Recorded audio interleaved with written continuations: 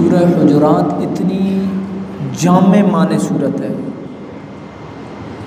कुरान सारा अजीम है, लेकिन ये सूरत इतनी जामे माने सूरत है कि इस सूरत के बारे में उलमाए कराम ने अपनी ये राय कायम की है कि अगर कोई मोमिन वो सिर्फ़ और सिर्फ इस सूरत पे ही अमल करे तो ये एक सूरत उसकी बख्शिश, उसकी निजात, उसकी मग़फ़िरत, उसकी जन्नत के लिए काफ़ी है।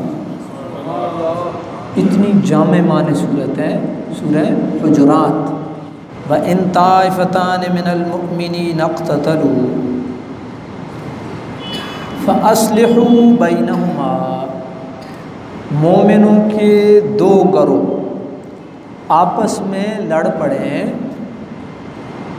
तो आप कहाँ पे खड़े होंगे। मैं मफ़हूम बयान करता हूँ ताकि बिल्कुल आसान अल्फाज में, आसान पैराए में आपको समझ आना चाहिए। आप कहाँ पे खड़े हैं?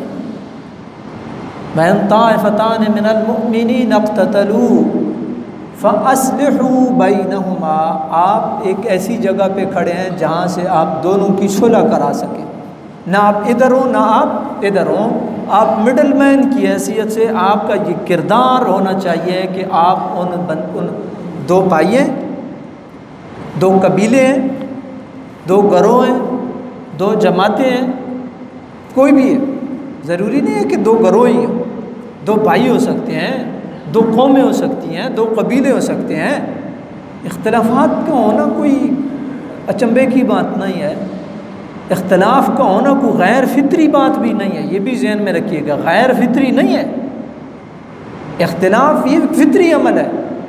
आप देखिए ना, अगर इख्तिलाफ़ गैर फितरी होता तो ये जो हाथ की उंगलियां हैं ये उस रब ने बनाई हैं, ये सारी मुख्तलिफ हैं।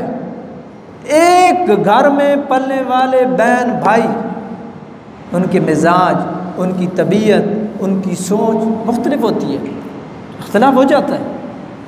आपका क्या काम है? फ़अस्लिहू बैनहुमा, उनके दरमियान में सुलह करानी है आप। फिर आगे कुरान ने क्या इरशाद फरमाया? फ़इन बग़त इहदाहुमा अलल उख़रा, उनमें से एक दूसरे के ऊपर बगावत करे। बगावत से मुराद आप ये कह सकते हैं कि ज़्यादती करे, नाइंसाफ़ी करे। तो फिर उसके बाद फिर आपकी जगह कहाँ पे है? कुरान ने इरशाद फरमाया फ़इन बग़त इहदाहुमा अलल उख़रा फ़क़ातिलुल्लती तबग़ी हत्ता तफ़ीअ इला अम्रिल्लाह। फिर आप उस मज़लूम के साथ खड़े होंगे और आप उस जालिम का हाथ रोकेंगे और आप उसको ये कहेंगे कि ये ज़्यादती है, ये नाइंसाफ़ी है, यहाँ तक। और मकसद आपका क्या होगा? मकसद कोई हार और जीत नहीं होगी, ये ज़हन में रख लें। जब आप मज़लूम के साथ खड़े हैं तो अना का मसला ना बनाए कि बस अब इस कौम को हमने सबक सिखाना है, इस बंदे को हमने सबक सिखाना है। नहीं नहीं नहीं, अगर उसके ज़हन के अंदर, उसके दिल के अंदर, उसके दिमाग के अंदर ये बात बैठ जाती है कि जी वाकई मैं तो ज़्यादती पे था, और हत्ता तफ़ीअ इला अम्रिल्लाह, ये बात ज़रा गौर से समझें कि वो जो ज़्यादती करने वाला है वो अल्लाह के हुक्म की तरफ लौट आता है तो अब आप दोबारा फिर आप मिडल मैन बन जाएंगे, दोबारा आप फिर मुस्लिह बन जाएंगे, इस्लाह करने वाले बन जाएंगे, इस्लाह करने वाले बन जाएंगे। यहाँ पे अल्लाह रब्बुल आलमीन ने इरशाद फरमाया फ़इन फ़ाअत फ़अस्लिहू बैनहुमा बिल अदल, अगर वो अल्लाह के हुक्म की तरफ लौट आता है ना, वो बंदा है, वो जमात है, वो गरोह है, वो कौम है, कबीला है, तो फ़अस्लिहू बैनहुमा बिल अदल, फिर अदल और इंसाफ के साथ उनके दरमियान सुलह करा दें। अदल और इंसाफ के साथ उनके दरमियान सुलह करा दें। ये बड़ी अहम बात है, अदल और इंसाफ के साथ सुलह कराएं। आपने देखा होगा बहुत सारे आप लोग इस हो सकता है तजर्बे से भी गुज़रे हों।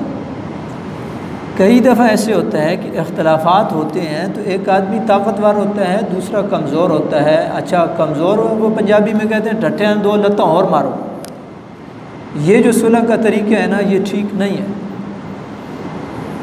आप इंसाफ करें, ना आप देखें कौम को, ना आप देखें कबीले को, ना आप देखें अगले की वो शोहरत को और रुपए और पैसे की रेल और पैल को। जो बात दुरुस्त है वो दुरुस्त है। हम इस मामले में असबियत का शिकार हो जाते हैं, तअस्सुब का, चूँकि हमारी कौम के जी देखें फिर पीछे तो खड़ा होना है, चूँकि हमारे महल्ले का मसला है जी हमने खड़ा होना है। वो फिर जिसने बनाई है ये मिसाल बनाई है तो उसने बिल्कुल सही बनाई है ना, उसने ज़माने को परख के बनाई है। मज्जा मज्जा नहीं है, बहनों नहीं, मतलब इंसाफ की गल तो फिर कोई ना रही।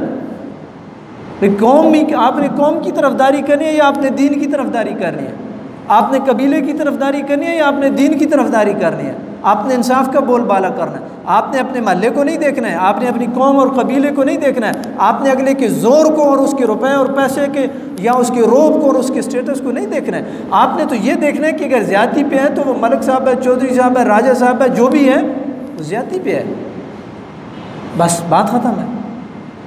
कुरान ने यही इरशाद फरमाया फ़अस्लिहू बैनहुमा बिलअद्ल, सुलह करवाओ लेकिन अदल के साथ सुलह करवाओ। कई दफ़ा आपने देखा होगा एक बंदा मजलूम है, उसके ऊपर प्रेशर डिवेल्प किया जाता है, कभी गवर्नमेंट की मशीनरी इस्तेमाल की जाती है, कभी रुपए और पैसे का, कभी बदमाशों का, कभी कौन सा ज़रिया, कभी कौन सा ज़रिया, कभी उसको धमकियाँ दी जाती हैं ताकि ये इस नहज पे आके खड़ा हो जाए कि ये सुलह पे मजबूर हो जाए। और फिर बीच में बंदे पड़ जाते हैं और वो भले मांस का जो है ना जी, वो भी अपने जो है वो सर पे टाइटल लगा लेते हैं कि जी हम तो शुरफा हैं। ये शुरफा नहीं होते हैं, ये ब्लैकमेलर होते हैं। वह देखते हैं किस अंदाज से कैसे गोटी कैसे चलानी है, ये ज़्यादती है। अल्लाह ताला इस चीज़ को नापसंद करता है। मेरे रब ने इस आयत में 2 दफ़ा सुलह का जिक्र किया है। आप गौर करें, एक आयत में 2 दफ़ा एक लफ्ज़ रिपीट हो रहा है, एक आयत में 2 दफ़ा। पहले इरशाद फरमाया वइन ताइफतान मिनल मुमिनीन इक़्ततलू फ़अस्लिहू बैनहुमा, फिर दूसरी दफ़ा इरशाद हुआ फ़इन फ़ाअत फ़अस्लिहू, अगर वो अल्लाह के हुक्म की तरफ लौट आता है तो सुलह कराओ। फिर इसके बाद इस आयत से अगली आयत में तीसरी दफ़ा सुलह का लफ्ज़ इस्तेमाल हुआ है, इन्नमल मुमिनूना इख़्वा फ़अस्लिहू बैन अख़वैकुम।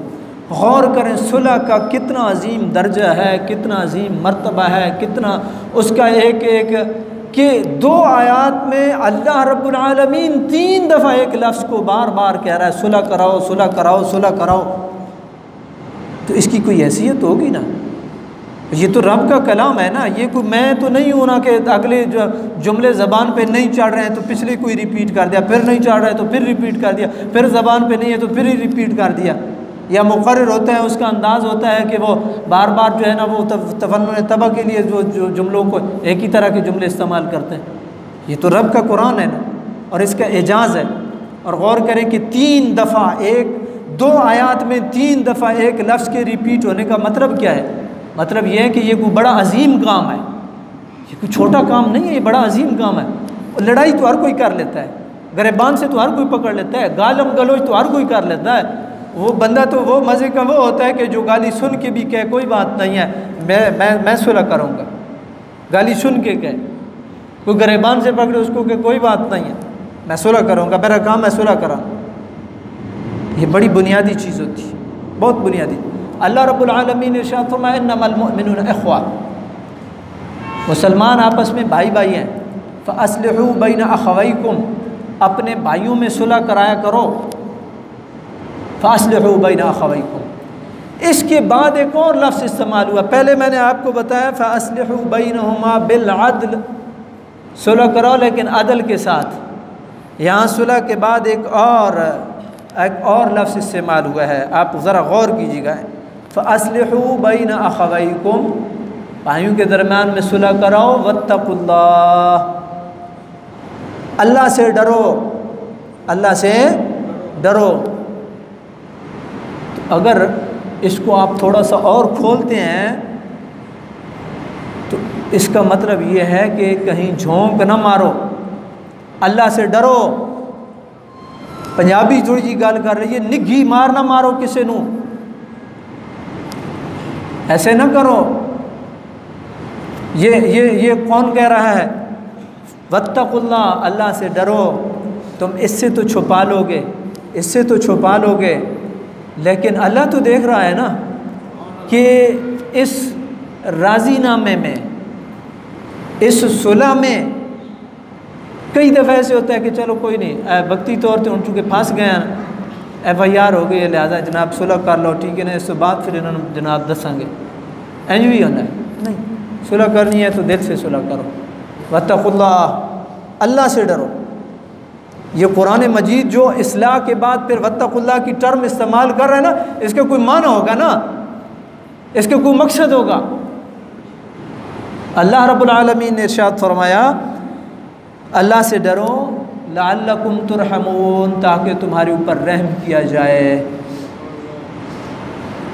तो इसका मतलब ये हुआ कि रहम का मुस्तहिक वही है जो सुलझो है, रहम का मुस्तहिक वही है जो अदल के साथ सुलह कराने वाला, अदल के दामन को न छोड़ने वाला है, और रहम का मुस्तहिक वही है जो गैब व हाजिर में मामलात आया हों या पोशीदा हों, अल्लाह से डरने वाला है, वो रहम का मुस्तहिक है।